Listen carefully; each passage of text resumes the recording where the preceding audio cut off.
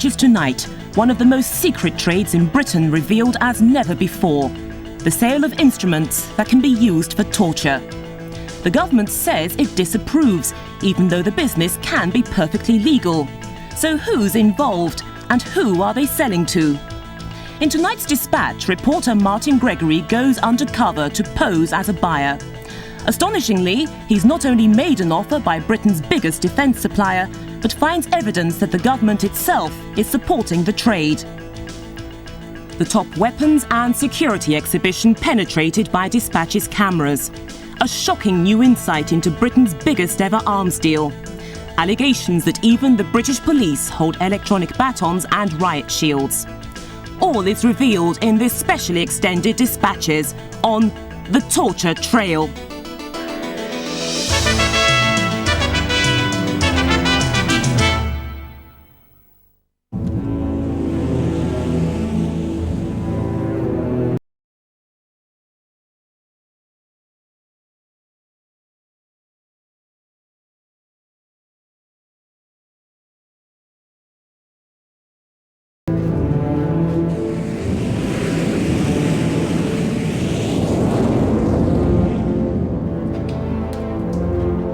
As the Western Alliance bombed Iraq, the Saudi secret police tortured prisoners who they suspected were spying for Saddam Hussein.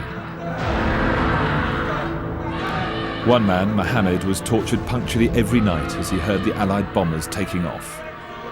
He was not a spy, and he was eventually released. His testimony is read by an actor. The secret police handcuffed me and put leg cuffs around my ankles. A bar was put between my legs. Then they started beating me up with electronic sticks. For many hours, they tortured me on the soles of my feet.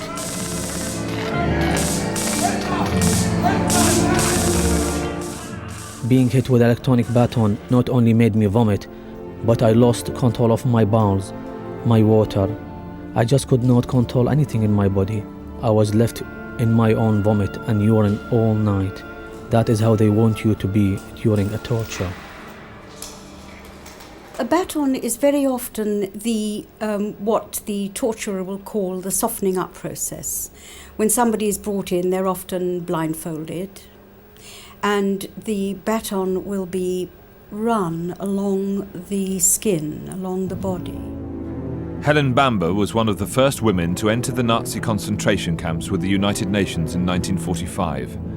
She was so affected that she has worked to help victims of torture ever since. The body shows very little sign of electrical torture. Is that what the torturers like to use? And that's why the torturers use it. It's been called the universal tool of the torturer today, the modern tool of the torturer. The Saudis practice both modern and ancient forms of torture. As well as electroshock torture, Britain's ally in the Gulf uses shackles and leg restraints on its prisoners to control and to torture them. British businessman Patrick Foster was held by the Saudis just after the Gulf War ended. He saw prisoners held and tortured in chains. He was shocked to see that the chains were made in Britain. Were they a bit like this? They're the ones, yep. Yeah. That brings back memories. That's yes, identical. That's it. Yep. Torture is illegal in Britain. Governments have signed countless declarations at the United Nations, in Europe, and at international conventions condemning torture and those states that practice it. Trade Minister Richard Needham made the Conservative government's position crystal clear exactly a year ago. I agree that any export of equipment can be used for torture is quite unacceptable. We have to ensure that this sort of trade is stopped. And whenever it comes to our notice, we do, of course, insist that it is stopped. In Britain, the trade rarely comes to anyone's notice. No one admits to being in it, but in spite of the government's protestations, the trade in some of the implements that can be used for torture is perfectly legal. So we decided to go undercover to penetrate the business. We had heard we were most likely to find it on the fringes of Britain's booming internal security market. We started by creating a fictitious company in East London, Frank Davis Associates. Then we hired 2 actors who would join me on the trail. After weeks of rehearsals to establish our fictional roles, we started our bid to buy the most modern tool of the torturer, the electroshock baton. My name is Samir Mansour. I'm a Syrian living in Lebanon. I'm an arms dealer working in the Middle East. I have come to Britain because I have heard it's possible to buy electroshock weapons here. I am particularly interested in electronic riot shields and electronic batons. My name is John Clarkson. I'm a British businessman and I work for Mr. Mansour. My job is to check out the electroshock weaponry and to find out if any British company will agree to quote for it. Samir Mansour and John Clarkson are actors. My name is Martyn Gregory. I'm a reporter for Dispatches. I'm going to join Samir Mansour and John Clarkson as they try to find out if it's possible to buy electroshock weapons in Britain in 1995. For the purposes of this exercise, I'm going to call myself Frank Davis. Britain banned electroshock equipment 7 years ago when bank robbers started using electroshock cattle prods in robberies. Electronic batons were classified as weapons, prohibited under Section 5 of the 1968 Firearms Act. Raymond Lewis is a barrister with 20 years' experience of firearms legislation. If you don't have the relevant permission, you have committed an offence. The sentences can vary on indictment to a maximum of 5 years. However, British companies can still trade in certain electroshock devices, but only for export. The British Army has spent 25 years in Northern Ireland working side by side with the Royal Ulster Constabulary. As a result, Britain has now become a market leader in so-called internal security products, many of which are made by the Royal Ordnance. Formerly part of the Ministry of Defence, the Royal Ordnance is now privatised and owned by British Aerospace, Europe's biggest defence contractor. We thought the Ordnance would be a good place to begin our undercover search, as it specialises in riot control products, the category under which electroshock equipment is placed by the internal security market. We started by phoning a Mr. Philip Morris at the Royal Ordnance, British Aerospace's Defence Division. The switchboard said he was a salesman. I told Morris what our requirements were. Is that the Royal Ordnance? Could I speak to your sales manager, Philip Morris, please? I said we wanted to buy 15,000 electroshock units for a Middle Eastern police force, batons and shields. He only asked me one question. They have a firm requirement for these? Oh, very much so. So my role in all this is to go around and assess the products. That's not a problem. They're not legal in the UK anymore, but we can get hold of them. Good. We use a company called IPS in London. The initials stand for International Procurement Services. The company occupies the lower floors of this building, fronted by two-way mirrors. IPS is run by Jerry Hall. His last company, CAZ, went bust in 1991. It was also revealed that he had been involved in supplying bugging equipment. Sources we spoke to said that Hall had worked for governments and embassies. He told us on the phone that he often worked with the Royal Ordnance and that he frequently travelled abroad as part of their sales delegations. Morris had warned me on the phone that the electroshock trade was a very covert business, and it seemed that there were things in the office that someone didn't want us to see.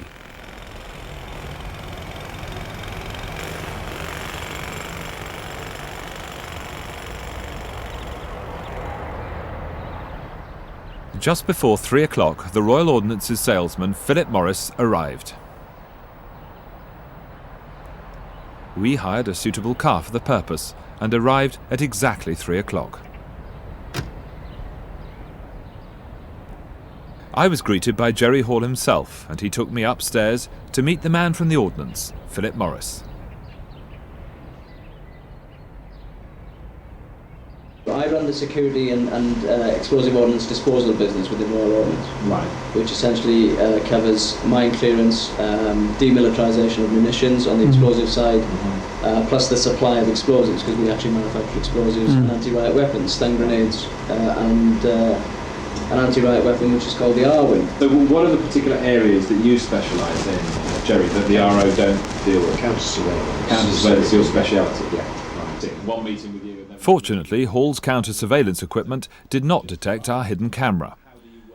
Jerry Hall claims he is the sole UK distributor of electroshock equipment made by the American company Nova. He showed us one of their electro-prods, which were outlawed by the British government in 1988. This would be sufficient to have you in prison for 2 years, simple as that. Have you seen this? Yes. Yeah. What is that?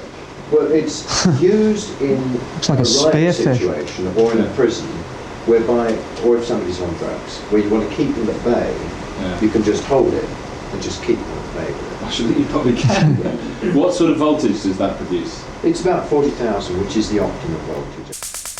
Right. Jerry Hall told us he did not have a Section 5 permit allowing him to hold electroshock batons, but he did have a dispensation from the Home Office to demonstrate electroshock riot shields. So you see, I mean, if you're going to come against that, you know it's going to hurt. And you said, hold on, if you mind if I just move away slightly? And you say that... What do you mean? You say that there are 40,000 volts going through it? Yes, yeah. It's just on that button. Just on that button. Now, I don't actually know. Well, what about the batteries? Are they rechargeable? There's lithium in there. There's special lithium batteries. And they have to be replaced how often? It will take 250 takedowns. So in other words, it's on for 250 times. 250 people you can take down. Yeah. That's what you mean by... Oh my God. Morris said he normally relies on a friendly contact in the police to get hold of an electroshock baton. I mean, we do have sufficient contacts with the UK police force to say, can you get one for us? Yeah. Now, my guy at a particular county constabulary has not been available in the last 3 weeks. Right. So he will know where to get hold of one. Fine. So basically you could get hold of one through him and take us to wherever it might be. Exactly. Morris told us that the Royal Ordnance would use its worldwide procurement network to bring the electroshock deal together. We would arrange absolutely everything to the point where we deliver to the country of destination. And that, just to be certain, that is the shields and the batons as well. So yes. The package that we've described to you, we can confidently irrespective say that the shields might come from that part of the world, the batons might come from that part of the world. But coordinated, they will arrive. Say, I mean, it depends. I mean, 10,000 shields delivery is going to be about 8 months. As I left IPS, our second camera filmed the mysterious boxes returning. I was pleased with the first meeting. My impression that neither of the electroshock salesmen suspected that I was a journalist was confirmed when Morris invited me to the forthcoming COPEX conference, Covert and Operational Procurement Exhibition.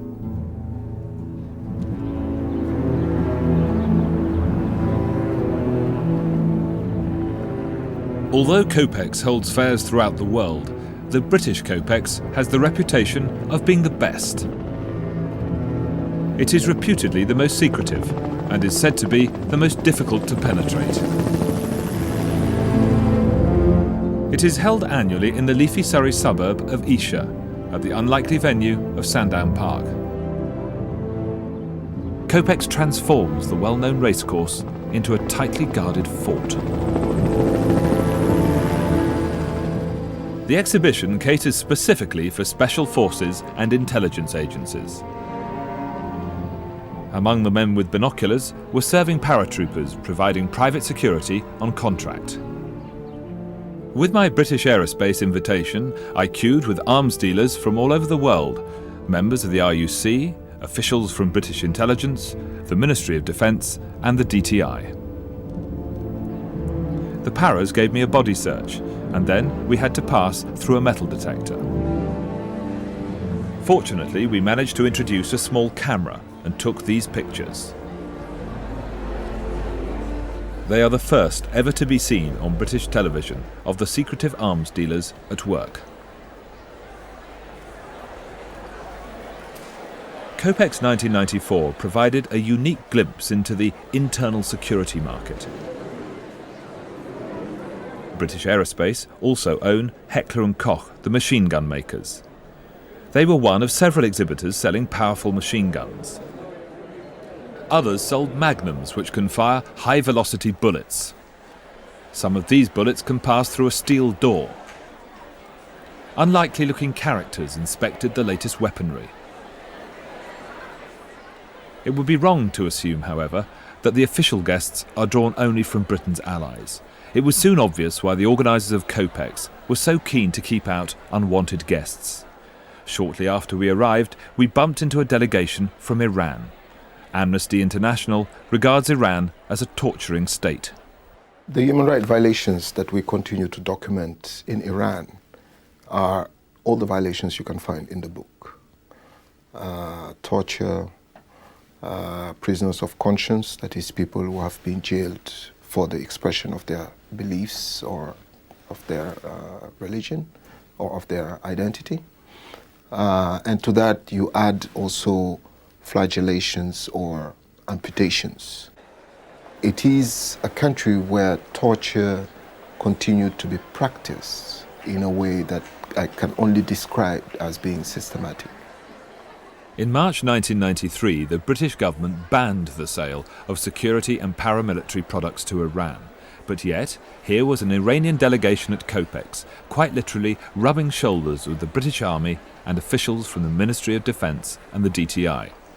The Iranians took a particular interest in a stand selling state-of-the-art covert surveillance technology.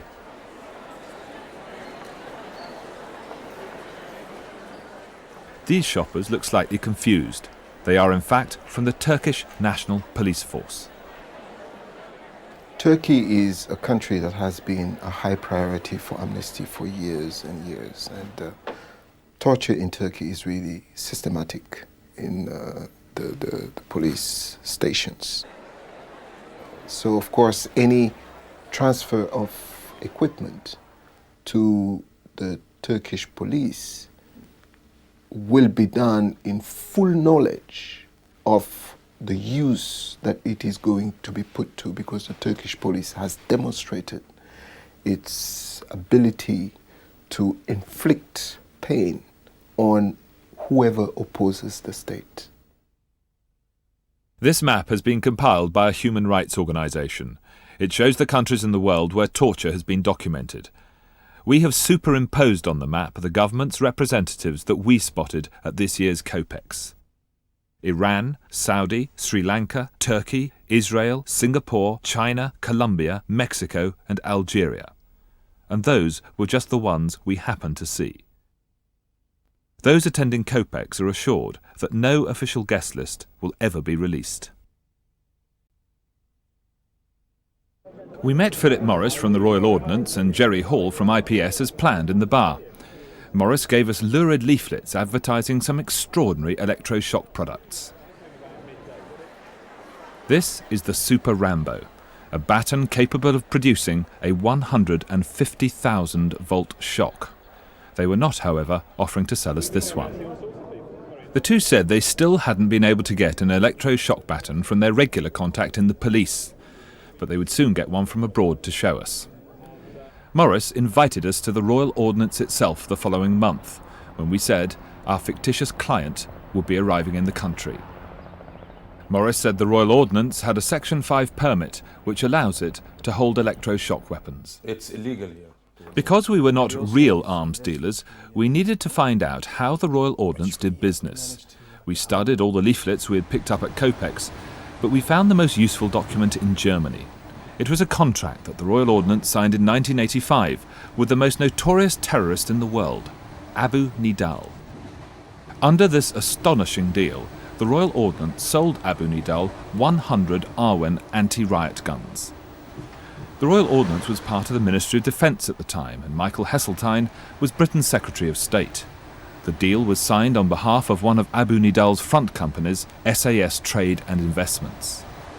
By using a front company in East Berlin and inventing an imaginative story, Abu Nidal had managed to fool the Ordnance into selling the weapons. Rather like Abu Nidal, we had a front company and a cover story, and we hoped we could fool the Ordnance too. We were required to reveal the identity of our fictitious client, Mr. Samir Mansour, for security purposes before we were allowed into the Chorley base. We had invented his name, and this was the address he gave on his business card. The day before our visit, the Ordnance told us that nevertheless we had been cleared by the Foreign Office and the Ministry of Defence.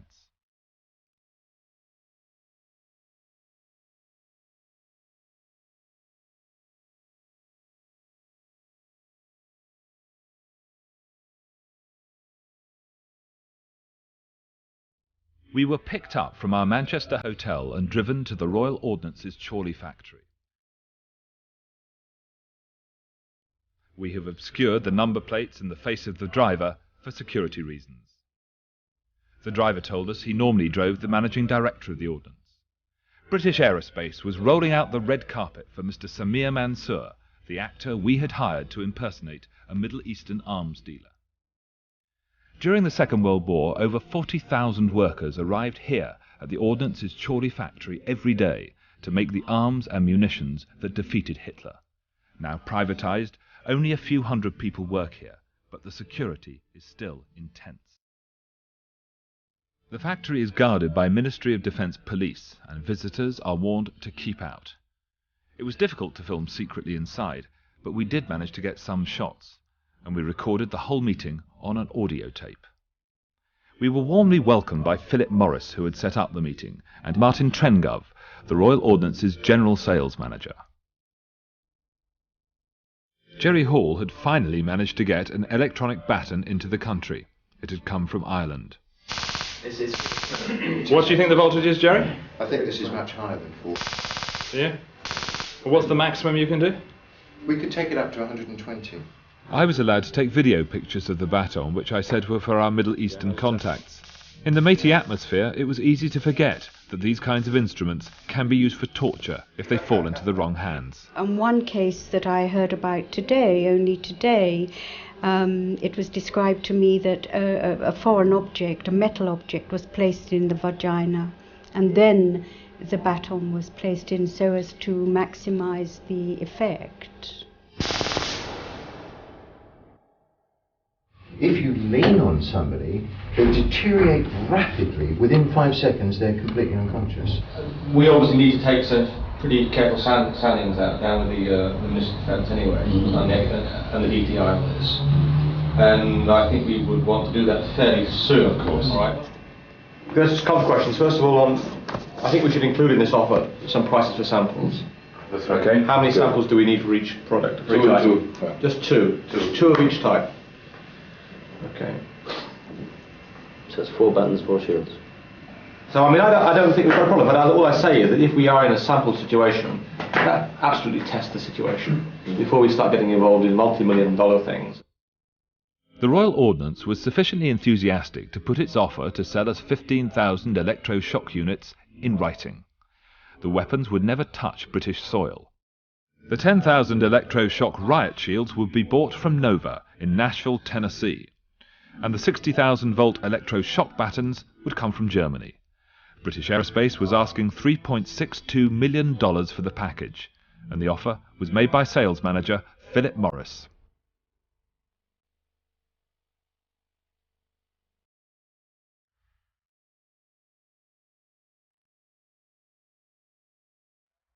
In Scotland, we found a company that actually claimed to manufacture the electroshock batons we were trying to buy. Using a hidden camera, we filmed our visit.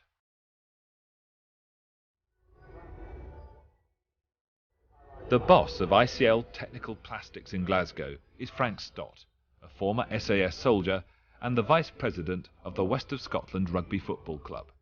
He is also a pillar of the internal security establishment. He invited me, as Frank Davis, to visit his factory, where he says he can make electroshock weapons. ICL Technical Plastics publicises its conventional products, but Stott said he would show us electroshock weapons that do not appear in the company's brochures. He said there were a lot of civil rights people floating around who would object to the trade if they knew about it. They don't call this Red Clydeside for nothing, he said, as he showed me the side-handled police batons which he has just exported to Argentina. He told us that the Glasgow police had told him to keep very quiet about his manufacture of electroshock equipment. We are very coy about any of this. I don't want people, to be perfectly honest, I don't want people in Glasgow knowing that we do this. The police, this is one of the conditions that the police granted us permission to manufacture, that the whole thing was kept at a very, very low profile. Stott told us that he had sold electroshock batons all over the world. He mentioned sales to Africa, the Middle East and the Gulf. He said he had obtained permission from the Scottish office to make electro-weapons in his factory. We assumed that Stott trusted us sufficiently to show us his weapons because we had met him in the highly secure environment of the Covert and Operational Procurement Exhibition, COPEX. He thought we were one of the boys. ICL Technical Plastics is a founding member of the APPSS, the Association of Police and Public Security Suppliers. We went to their stand at COPEX and discovered it was founded by the Defence Manufacturers Association. It acts as a trade organisation to represent internal security suppliers and manufacturers. Sir Kenneth Newman, the former Chief Constable of the Royal Ulster Constabulary, is the APPSS's president, and Frank Stott sits on the board. Stott told us that electroshock weapons used to be displayed at COPEX, but after the government's 1988 ban, they were too sensitive to exhibit. However, Stott had agreed to come to London with his electroshock kit to show Mr. Samir Mansour, our fictitious Middle Eastern arms dealer. We hired an executive suite at the Hilton, and Mr. Stott arrived having flown down from Scotland. He said he'd been a little bit naughty in bringing the weapons down on the plane. In theory, what I should have done was put that in the back of the Land Rover, locked up and driven down. I've been down to the Home Office with this equipment before and I've never had really any trouble with it. What is the Home Office's view of it? Oh, they're horrified. Are they? Absolutely horrified. They hate it. Well, why do they? I mean, I understand, I've been listening very carefully to what you just said, but why is the Home Office so upset about Politically it? bad news. Oh, really? That's all. It's nothing to do with riot control or people control. The police would be delighted to have something like this. Over tea and biscuits, Stott told us how he used to sell electroshock batons to the apartheid regime in South Africa. They use this when putting people in cells. In jails, they decide maybe they don't want to go into that cell, they want to be with their friends in the cell down below. It's not for torturing. No, I don't think they use it for torturing. Well, knowing the South African police, I would reserve any comment on that particular question.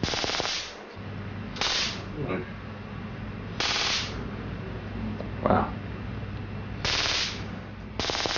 We've met people who say that they can provide batons with, is it 150,000 volts? Yeah. Wow. Well, what would be your view of a baton like that? What's the point in 150,000 volts?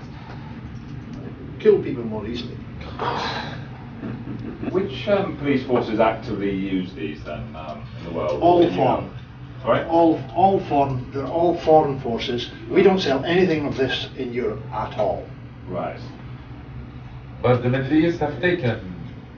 The Middle East, the Gulf states. The Gulf states have taken also electric. Yeah. The Gulf states have taken them. We were not told where in the Gulf states that they were. How do you mean? I mean, who did you sell them to? Well, we sold them to a man in Abu Dhabi. Right. We think they went across the Gulf. Oh, really? Oh. He was very coy about telling us where they were going. They were. Let me put it in a different way. They were delivered to Abu Dhabi. Stott asked us no substantial questions. As with the Royal Ordnance, Stott didn't want to know very much about us, or why we really wanted the electroshock weapons. With this sort of kit, to be honest, I tend not to ask too many questions about what they're doing with it, where it's going. I suppose it's just business, basically, isn't it? As far as I'm concerned, they're all grown men, they know what they're doing. Although I sometimes wonder about that.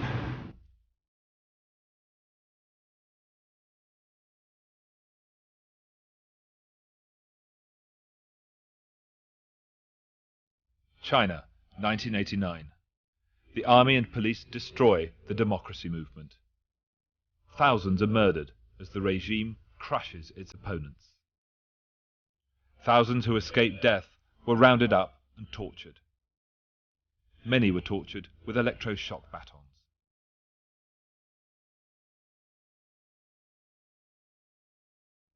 I kept the baton on my back for a while, rolling and rubbing my back, touching my spine with the end of the baton. I felt horrible, and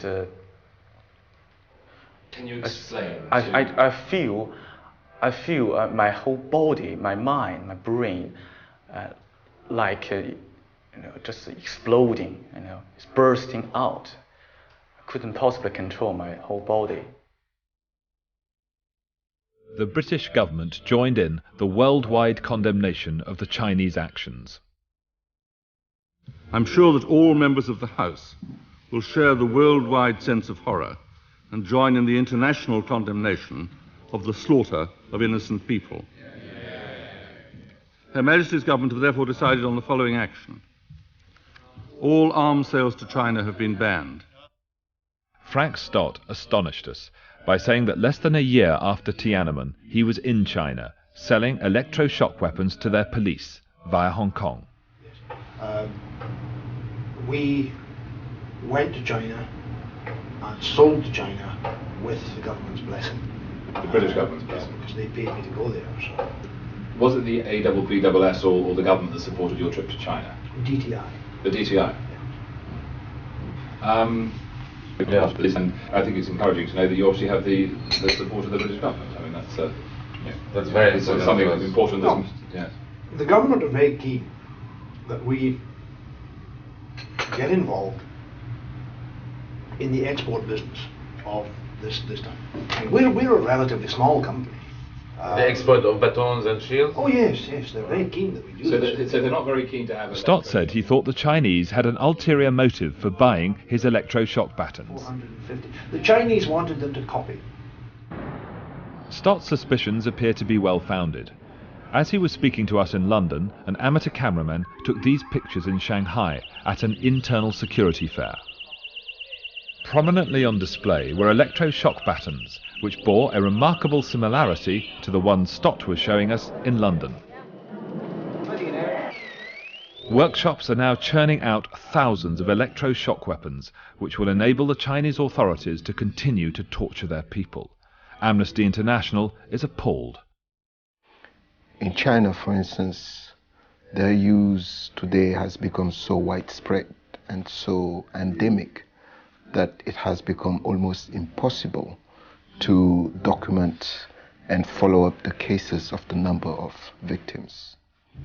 The Chinese embassy said Amnesty International and dispatches had trumped up the charges of electroshock torture. Soon, Frank Stott is off to South America to sell his kit to police in Venezuela, Peru and Colombia, whose notorious death squads are backed by their government. He said the Scottish office will pay up to a third of the cost of his trip, with funds from the DTI. As long as you don't sell it here, they don't mind. It's the same with the grenade launcher. I cannot sell grenade launchers in this country, but I can sell them to anyone else. Mr. Samir, you have to get used to the British concept of hypocrisy. Yeah. Poor old Mr. Stott can't sell any of this stuff in Britain, but he can sell it anywhere else in the world. We've been practicing for years. That's nice to know. Just before Christmas, Frank Davis received Stott's offer to sell the 15,000 electroshock units for nearly £2 million.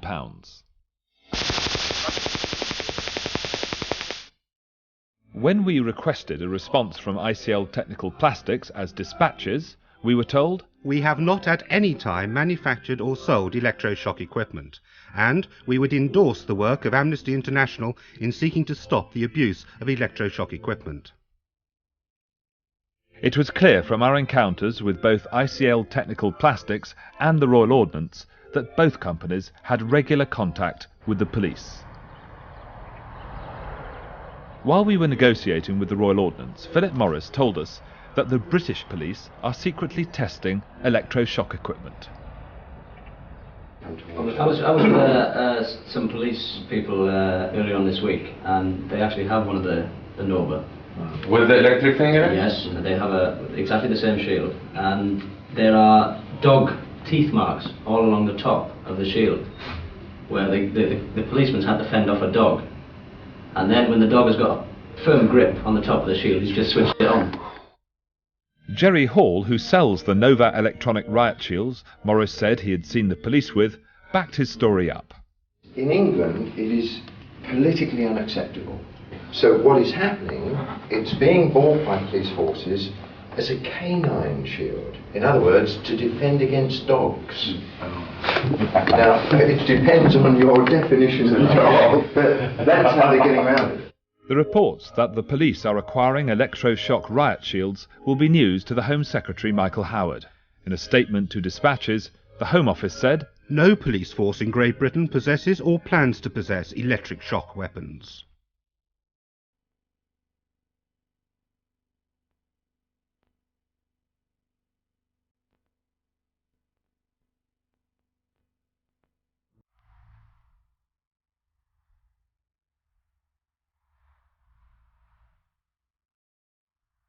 British businessman Patrick Foster was in prison in Saudi Arabia in 1993.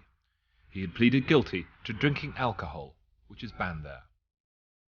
He was seized by the Saudi religious police, the Matawa, and clapped in leg chains and handcuffs. In a diary he smuggled out of prison in cigarette packets, he recorded his surprise that the chains in which he was held were made in England. The shackles and cuffs in this establishment, as in every other, incidentally, were both made by Hyatt in England. Somewhat ironic, close brackets.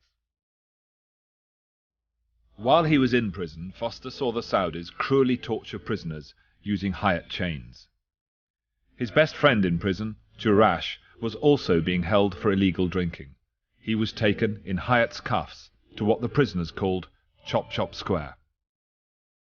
They said he had a visitor, so he got out of bed, went to the door, and they slapped these things without this chain, slapped these on his wrists, slapped leg irons on his ankles, and dragged him out and beheaded him.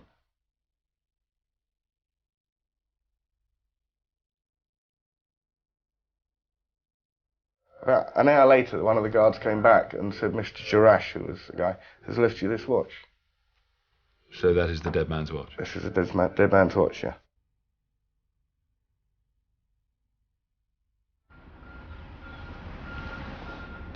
Hyatts were first exposed in 1983.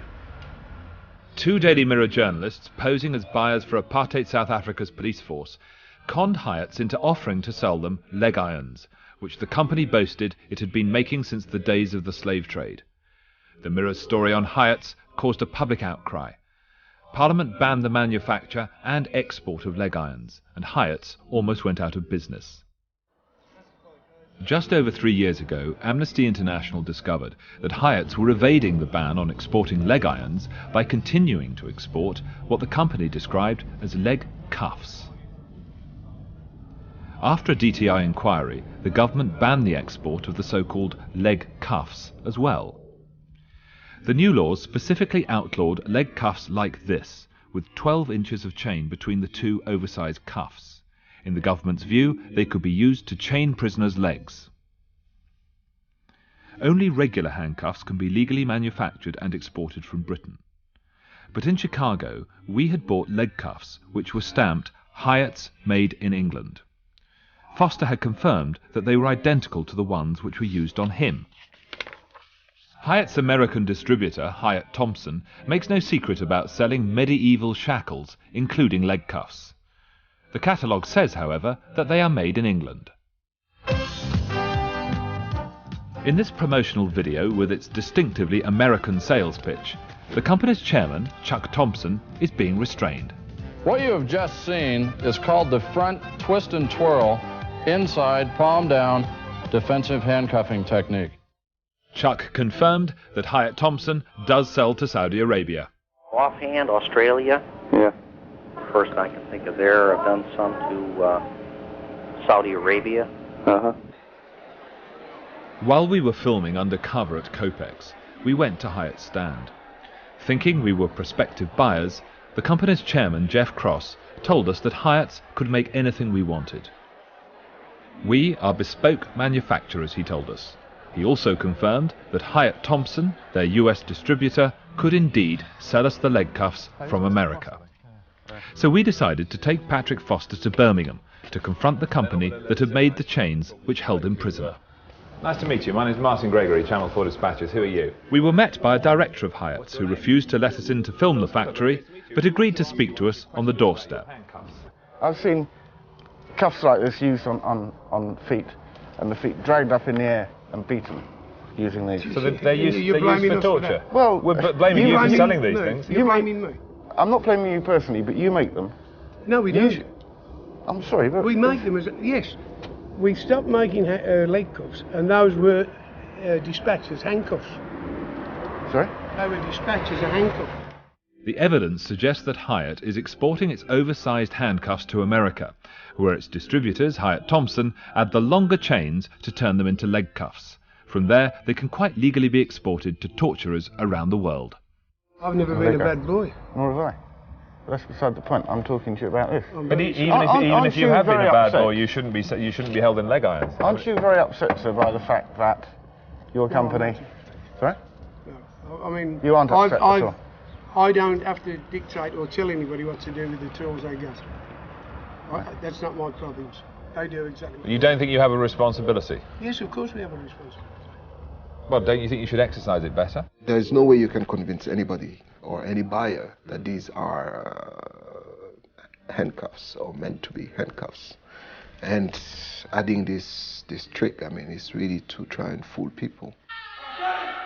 The Hyatt example demonstrated to us how ineffective the British government has been in controlling the manufacture and export of the most ancient tools of torture. In the case of the most modern torture tool, the electroshock baton, we came across convincing evidence that the government has been directly involved in the trade itself. In an unguarded moment during our first meeting with Morris from the Royal Ordnance, he let slip an extraordinary admission. He said that British Aerospace had sold electroshock batons to the Saudi regime 5 years ago. Thinking that we were businessmen seeking to buy electroshock equipment, Morris revealed that the secret deal had taken place shortly before the Gulf War. This has never been revealed before. Morris told us that he had personally been involved in the Saudi deal. The details emerged when I asked him how much British Aerospace would charge us for 5,000 electroshock batons. When I did the Saudi thing, the rough price on I think a 26-inch shock baton, which is what they called, was around about 65, 70 pounds. Was that dollars? It was about right. Pounds. Oh, pounds. 65 to 70. Yeah. That was what it worked out as in the batch. In that sort of quantity, yes. What sort of quantity was that? That was, I think Saudi were after about 8,000. 8,000, right. Morris said that the electroshock batons were part of the enormous Al-Yamamah defence deal between the governments of Britain and Saudi Arabia. Well, I mean, I've said too much about telling you that we've sold them to Saudi. I mean, and any numbers, but it's British Aerospace have the Al-Yamamah program, which is fully yes, just the odd bit, yes. It just gets swallowed up in things like that. It gets swallowed up in that. Yeah.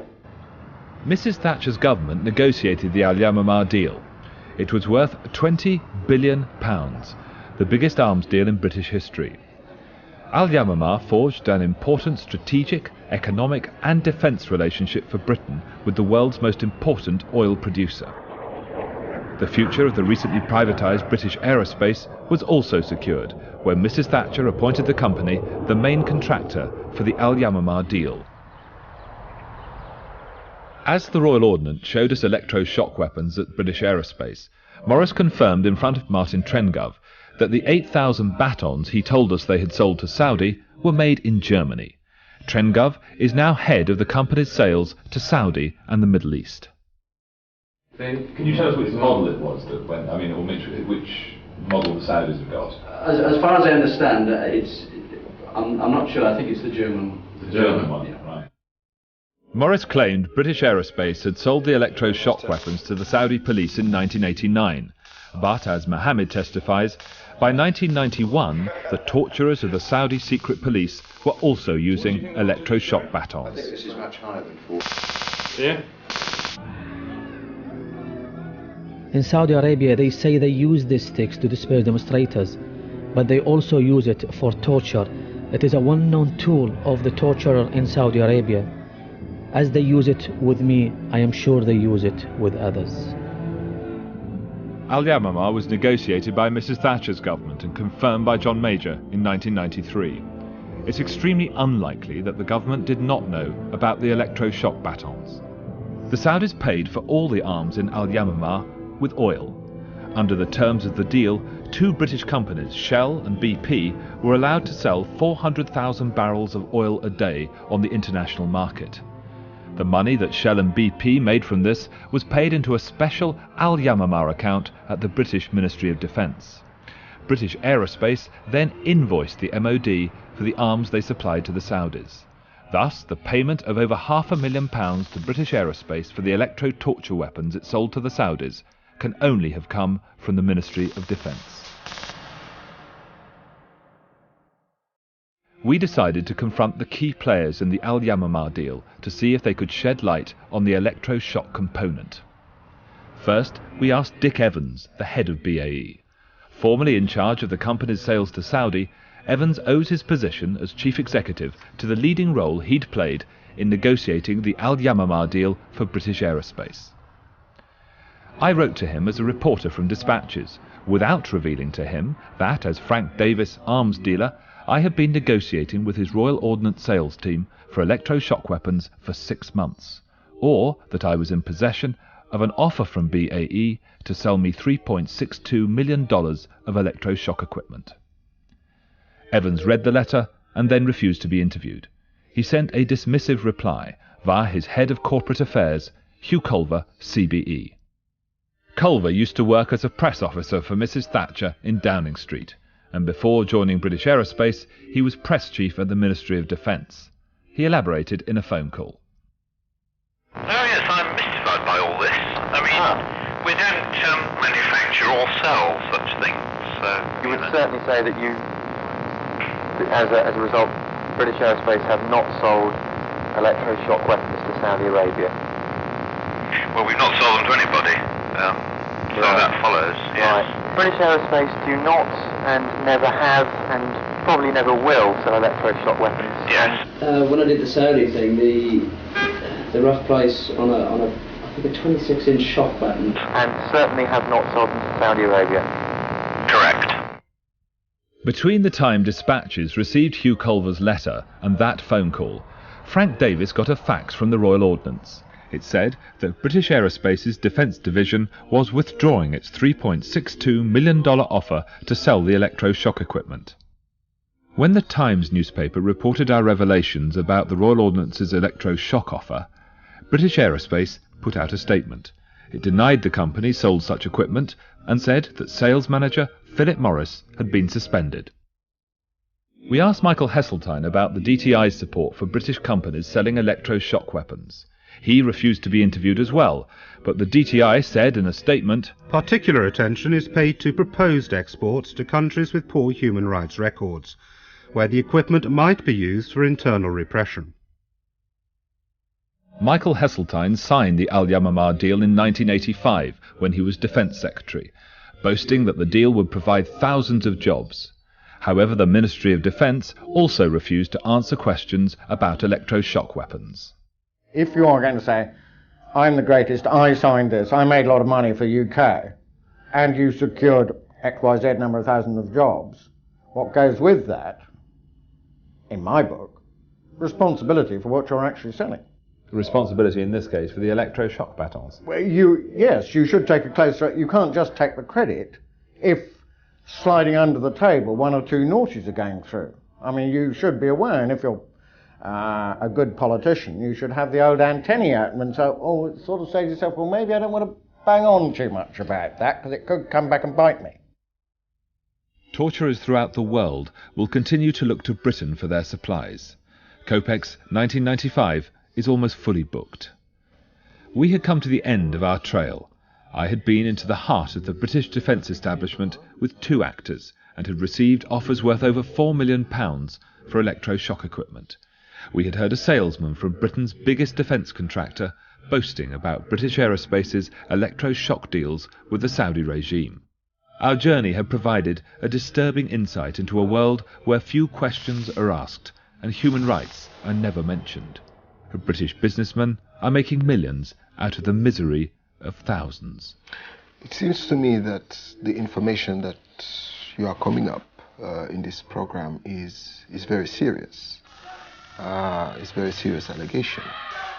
So if this is true, I think the British government should, in order to maintain that credibility vis-à-vis the international community and vis-à-vis the UN system of protection of human rights, undertake seriously this investigation and put in place the mechanisms such as public disclosure in advance that will allow the British public to ensure itself that the British government is not selling these arms of torture on behalf of the British people.